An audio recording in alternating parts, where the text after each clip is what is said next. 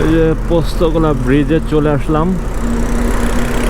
এই জায়গাটা আমার অত্যন্ত পছন্দের একটা জায়গা। এই ব্রিজ থেকে মানে পুরাতন ঢাকার সব কিছু দেখা যায়, আর সদরঘাটটার সব একদম কাছে। খুব ভালো লাগে এখানে আসলে, একটা অন্যরকম ফিলিংস হয়। তো আমার হেলমেটে কিন্তু টি-ম্যাক্স এস প্রো কমিউনিকেটরটা লাগানো আছে। আমি এখন মিউজিক শুনতেছি, জানি না মিউজিক আসতেছে কিনা ভিডিওতে। তো এটা একটা খুবই দরকারি, আমার এতদিন ছিল না, বাট আমি এটা নেওয়ার পরে থেকে মানে এটার যে ইম্পর্টেন্সটা আমি এখন হারে হারে বুঝতেছি। মানে যে যখন লং জার্নি করি বা ঢাকার ভিতরে বাইক চালাই, যে আমি বসে থাকি, অনেক বোরিং কিন্তু বিষয়টা। তো এই তারপরে দেখা যাচ্ছে যে আপনার কোনো ইম্পর্টেন্ট কল আসলো যেটা আপনার রিসিভ করতে হবে, অনেক সময় রিসিভ করা যায় না, বা হঠাৎ করে রাস্তার মাঝে বাইক থামানো লাগে বা সাইড করা লাগে, যে এটা খুবই ঝুঁকিপূর্ণ। আর এটা আপনার হেলমেটে ইনস্টল করা থাকলে খুবই ইজি, মানে কতটা যে দরকারি আসলে না নিলে বোঝা যায় না। যাদের অতিরিক্ত কল আসে বা অনেক time long time bike ride করেন বা লং জার্নিতে যান অথবা গ্রুপ ট্যুর করেন, তাদের জন্য তো আমি বলবো যে 100% একটা প্রয়োজনীয় জিনিস এটা। এই যে আমি এখন যাচ্ছি যশোরে, 4.5 ঘন্টা বলতে পারেন, 4 ঘন্টার জার্নি বাইক চালাবো। আমার কিন্তু বোরিং লাগে, তারপর বাসা থেকে ফোন দেয় বা ফোন দেওয়া লাগে। সেক্ষেত্রে এটা যে কতটা হেল্পফুল আসলে আগে জানলে, আমি মানে আগে জানলে কি, আগে তো জানতামই, বাট ওইভাবে প্রয়োজন মনে হয়নি, এই কারণে নেওয়া হয়নি। তারপরে এখন ঢাকায় বাইক টাইক চালাই, যে আমি পড়ে থাকি, এর জন্য বোরিং লাগে খুব, বাসায় কথা বলা লাগে বা কল আসে, এই কারণে নিয়ে নিলাম। তারপরে দেখতেছি যে আসলে জিনিসটা অনেক দরকারি একটা জিনিস, এখন বুঝতেছি। তো এই যে হঠাৎ করে দেখছেন কি দ্রুত চলে আসলাম এক্সপ্রেসওয়েতে। তো এটাই, ঢাকা ক্রস করার পরে আর সময় লাগে না। এখন আল্লাহ আল্লাহ করে যদি বৃষ্টিপাত না হয়, দেখুন 3:38 বাজে, রাস্তায় কয়েক জায়গায় দাঁড়াবো, একটু নাস্তা রাস্তা করবো। দেখা যাচ্ছে যে চলে যাব ওই 7টা 7:30 বাজতে পারে ইনশাল্লাহ, এর মধ্যে চলে যাবো। যে আমার বাইকে সিগন্যাল দেওয়া শুরু করছে, সার্ভিসিংয়ের সিগন্যাল, 12,000 কিলোমিটার হয়ে গেছে। আমি এখনো থার্ড সার্ভিসিংটাই করানো হয়নি, 8,000 কিলোতে যে সার্ভিসিংটা করাইতে হয় ওইটাই করাইনি, একবারে করাবো যশোর যেয়ে অথবা আবার ঢাকায় এসে। কারণ এখন যেসব সার্ভিস ওইসব কোনো কাজে লাগে না। মোটামুটি 15-20 হাজার কিলো চলার পরে ইনজেক্টর ক্লিন করার আগে টুকটাক কাজ তখন করলে ভালো হয়, তেলের পাম্পগুলো ক্লিন করতে হয়।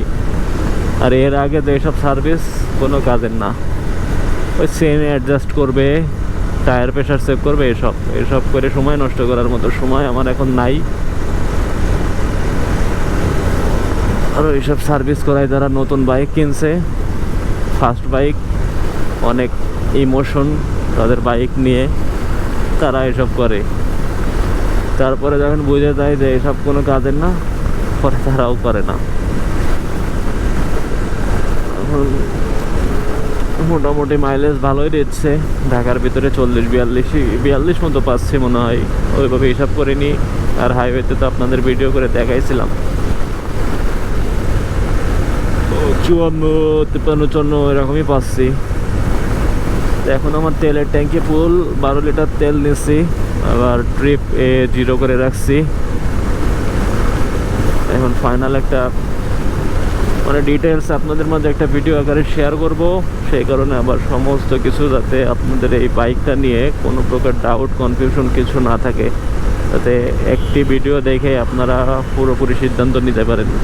ভালো মন্দ, ভালো লাগা সব কিছুই আমি শেয়ার করব। যেটা ভালো সেটা অবশ্যই বলবো, যেটা খারাপ বা আমার কাছে খারাপ মনে হয়েছে, যেহেতু অনেক বাইক চালানোর এক্সপিরিয়েন্স আছে, যেটা সমস্যা মনে হয়েছে, যে এই সমস্যাটা সমাধান করা সম্ভব না, আর যেসব সমস্যার সমাধান অল্পতেই সমাধান করা সম্ভব, সব কিছু আপনাদের মাঝে শেয়ার করব। তাহলে আপনারা একদম ডিটেলসে বুঝে যাবেন যে আসলে যারা নিতে চাচ্ছেন তাদের ভিতরে আর ওই এটা থাকবে না আর কি, কনফিউশনটা থাকবে না। আপনারা এক ভিডিওতেই ফুল আর কি বিস্তারিত জেনে যাবেন। তো আমার ভয়েসটা কেমন আসতেছে একটু জানায়েন, কারণ অনেক দিন পরে, দীর্ঘদিন প্রায় অলমোস্ট 2 মাস মনে হয়, মানে এই রোজার ঈদের পরে এখন আর ভিডিও করাই হয়নি, এখন আবার করতেছি অনেকদিন পরে আর কি। চ্যানেলে ভিডিও ছাড়বো, অনেকদিন ছাড়া হচ্ছে না, যার কারণে আমি খুবই দুঃখিত।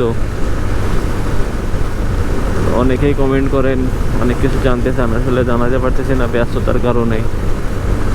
আমারও খারাপ লাগতেছে যে আপনাদের মাঝে ভিডিও দিতে পারতেছি না, তো চেষ্টা করবো এখন থেকে দেওয়ার। তো দেখি মামা টোল প্লাজায় কি অবস্থা পদ্মা সেতুর, এখনও তো মানুষজন বাসায় ওইভাবে যাচ্ছে না, দেখলাম টুকটাক যাচ্ছে। কোরবানি ঈদ আসলে অনেকেই ঢাকায় থাকে, দেখি কি হয় সামনে।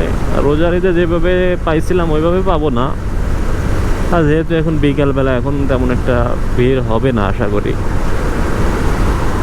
রোজার ঈদের সময় তো আমি 27 মনে হয় বাসায় গেছিলাম, একদম সেহরি করে বেরোইছি, আর ওই টাইমে সবাই বেরোইছে, মানে সবারই ধারণা একরকম যে ওই টাইমে বের হলে মনে হয় জ্যাম পাবে না। পরে সব এক টাইমে বেরোয়, ওই টাইমটাই জ্যাম হয়েছে। তারপরে যখন 11টা-12টার দিকে একদম ফাঁকা হয়ে গেছে। তো যাই বাসার দিকে, দেখে কত সময় লাগে। আর আপনারা ভালো থাকেন, সুস্থ থাকেন, এবং ঈদ যেহেতু আসতেছে, কোরবানির ঈদ, পুরুষ মানুষের অনেক ব্যস্ততার একটা সময় যাবে। আমরা তো বছরে একটা দিন, একদিনের কষাই, মানে একটা অন্যরকম অনুভূতি। হ্যাঁ, যারা ছেলে মানুষ তারাই বুঝবেন। এটাই আর কি, যাই বাসার দিকে, অনেকদিন পরে বাসায় যাচ্ছি। আর আপনারা কি টাইপের ভিডিও চাচ্ছেন একটু কমেন্ট করবেন, তাহলে আমার সেই অনুযায়ী ভিডিও করতে পারবো। আপনারা একটু কমেন্ট করেন যে কি বিষয় জানতে চাচ্ছেন, অথবা কী টাইপের ভিডিও দিলে আপনাদের উপকার হবে, তাহলে ভালো হয়। তো সবাই সুস্থ থাকেন, ভালো থাকেন, বাসায় যাই, দেখা হবে নতুন কোনো এক ভিডিওতে। আল্লাহ হাফেজ।